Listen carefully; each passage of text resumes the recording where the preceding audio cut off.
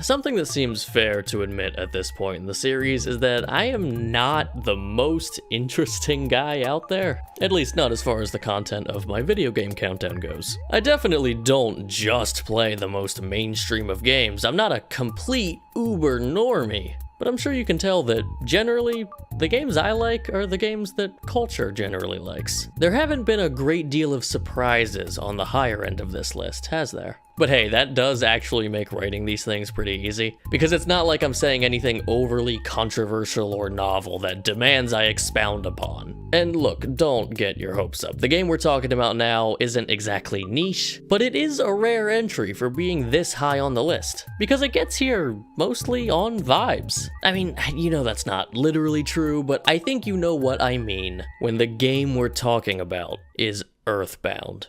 Although not to imply that I feel the need to defend Earthbound or anything, it's pretty much the cult classic of gaming. It's usually the earliest example people point to of genuine postmodernism in the medium. The aggressive simplicity of the art style has allowed it to age to become what I would call the least dated looking RPG on the system. And from so many iconic songs to enemies to jokes, it seems to be a game everyone can get behind now despite its rough start upon its launch. I always thought it was weird how much I liked this game considering I'm such a lover of character-driven stories, and this crew is quite literally the most silent RPG cast I've ever seen. However, when I look a bit deeper, I think I can see how it happened. One of my favorite things about Earthbound is how it feels truly global. Somehow, the Super Nintendo game made me feel like I was journeying around the entire world better than any open world game has. The adventure Ness and friends go on feels so huge in scope, the stakes feel dire, and so many memorable moments happen throughout it that it really feels to me like one of the most eventful journeys I've ever gone on in a game. And yes, I promise this relates back to characters. We are given just enough story with these guys when first meeting them to get an idea of who they are and what their lives are like. We see Ness start out in a fairly typical suburban life, we meet Paula's overbearing parents, we help Jeff run away from home with the help of his potentially over-friendly friend. They're kids, plain and simple. And like actually kids, not 30-year-olds in teenager suits. When so many sad or heavy or dire things happen to them or around them, I can't help but think to myself about the growth they must be experiencing.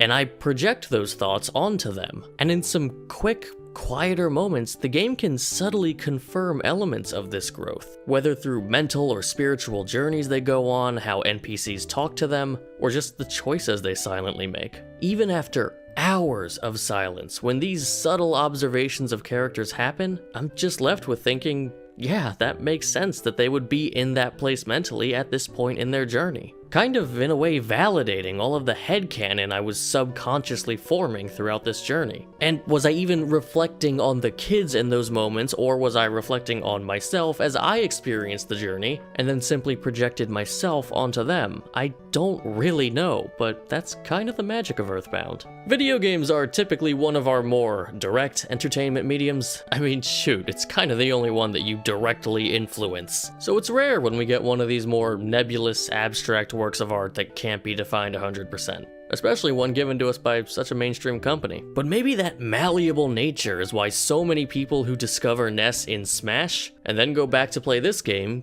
can enjoy it. There's a lot of angles to enjoy it from, and I'm sure my experience with it represents one of hundreds of possible responses to Earthbound. And hey, even if you're not into all that psychological stuff, the game looks and sounds so endearing. The contemporary nature of the world is pretty captivating to me and unique for games of this style. And you know what? I'll say it. I like the combat in this game. I guess it's redundant to say this when we're so high up on the list, but this is one of my absolute favorite video game adventures to go on.